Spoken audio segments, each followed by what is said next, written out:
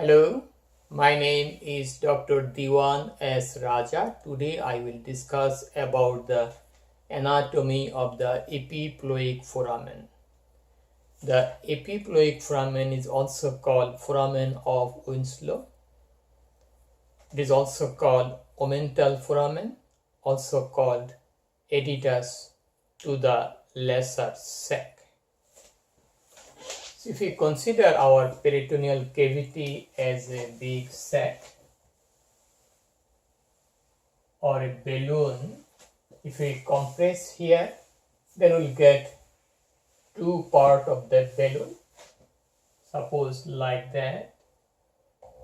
If you get this way, so this is the greater sac. This is lesser sac, and the communication between the greater sac and lesser sac, this is the epiploic foramen. Epiploic foramen. Okay, so if you think about a section of the abdomen, then this entire part is greater sac. This is the lesser sac. Lesser sac. This is greater sac. And the communication between the greater sac and lesser sac is the epiploic foramen. So this is a vertical slit here, communication between the greater sac to the lesser sac. Lesser sac is the area of the peritoneal cavity that is behind the stomach, and the lesser omentum and other structure, and rest of the part is the greater sac, and this communication is the epiploic foramen. Epiploic foramen or foramen of Winslow. Okay, we got that. Epiploic foramen is here. So if you think again here, then this is the epiploic foramen in a schematic fashion. Epiploic foramen. Okay, we got that. Now we have to know the boundaries of the epiploic foramen. Boundaries. Anteriorly it is bounded by the free border of the lesser omentum. Okay, free border of the lesser omentum. We call it hepatoduodenal ligament. Okay, that is the hepatoduodenal ligament, and that contains the from behind forward, that contains the portal vein. From behind forward, portal vein, then the hepatic artery, bile duct. So this structure are forming the anterior boundary of the epiploic foramen, portal vein, hepatic artery, bile duct. So if you go there, this is the posterior, this is the vertebra. So we'll get the portal vein here, then we'll get the hepatic artery, and we'll get the bile duct. Okay, we'll go there anteriorly. Now I'll go to the posterior boundary. Posteriorly, what are the structure that forms the boundary of the epiploic foramen? Posteriorly, we'll get the inferior vena cava, IVC. We have also here IVC, that is inferior vena cava. Okay, so inferior vena cava. Then the right suprarenal gland, right suprarenal gland. Then we get the 12th thoracic vertebra. This is the right suprarenal gland, that is just above the right kidney. So we got inferior vena cava, then right suprarenal gland, then the 12th thoracic vertebra. You can say just T12 thoracic vertebra. Okay, we got the posterior boundary of the epiploic foramen. Now we'll go to the superior boundary. Superior boundary, superiorly or above, superiorly it is bounded by the caudate process of the caudate lobe of the liver. Caudate process of the caudate lobe of the liver. Okay, we got that. We got the superior boundary. Now we go to the inferior boundary. Inferiorly, it is bounded by the first part of duodenum. You can call the horizontal part of duodenum. Okay, and the related structures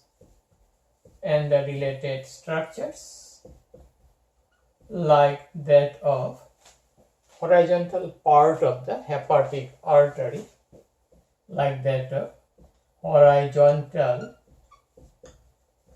part of hepatic artery. Okay, we got the inferior boundary. This is the first part of duodenum. Okay, and this is the horizontal part of hepatic artery. Horizontal part of hepatic artery. We know that first part of the duodenum is also related to the portal vein. It is also related to the bile duct. So we found anteriorly bounded by what structure? Anterior we got the superior boundary, inferior boundary above the caudate lobe of the liver. Anteriorly we got the content of the hepatoduodenal ligament, the free border of the right free border of the lesser omentum. This is the bile duct. We may think this is the bile duct.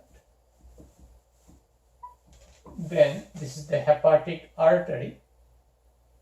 Hepatic artery proper. This might be the hepatic artery proper. Okay. Hepatic artery.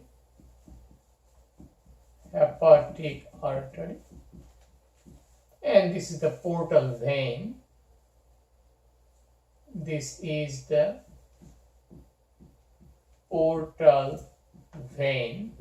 This structure, we got anterior boundary, we got posterior boundary, we got superior boundary, and we got the inferior boundary. Okay, so we found the boundaries of the epiploic foramen. Okay, it is around at the level of the T12 thoracic vertebra, and it will negotiate just 2 fingers. A physician can pass 2 fingers through the foramen, the epiploic foramen, so it can negotiate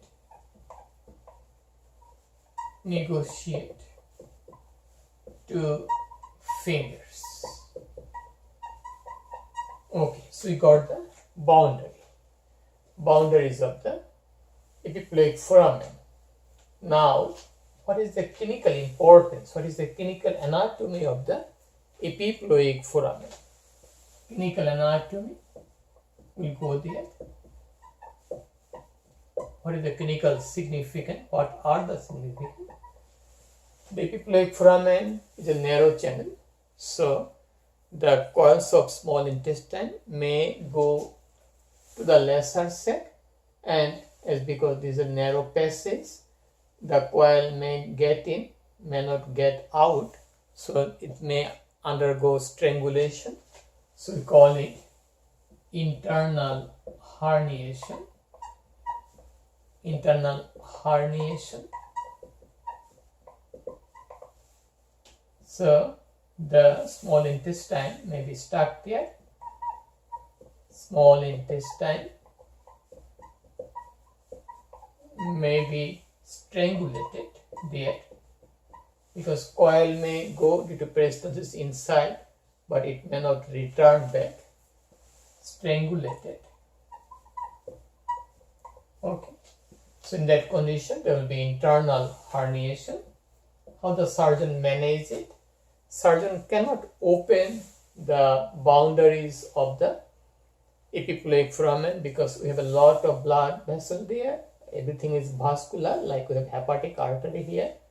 We have the inferior vena cava here. Okay.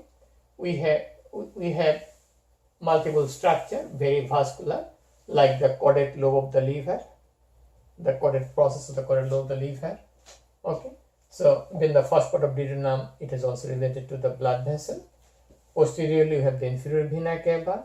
Also, it is vascular, right suprarenal gland. Okay. So surgeon cannot cut the boundaries, cannot open it. Surgeon, what can they do? They pass a needle to the intestine and they deflate the intestine and take it out through the epiploic foramen to the greater sac. Is one clinical importance. They use the needle to deflate the intestine to get it out of the harm's way from the lesser sac and taking it to the greater sac. Another importance is that during cholecystectomy,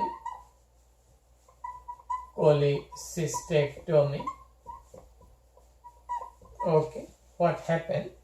Ideally, the cystic artery should be ligated first, then it is severed, then it is cut. But for some reason, if the cystic artery is not ligated first, it has been cut due to any reason, then surgeon can pass finger behind this pedicular blood vessel, the free border of the greater omental. They can pass through 2 fingers. So the index finger should be in the foramen, epiploic foramen. The thumb is anterior. The surgeon can compress and release, and can find out the source of hemorrhage during cholecystectomy.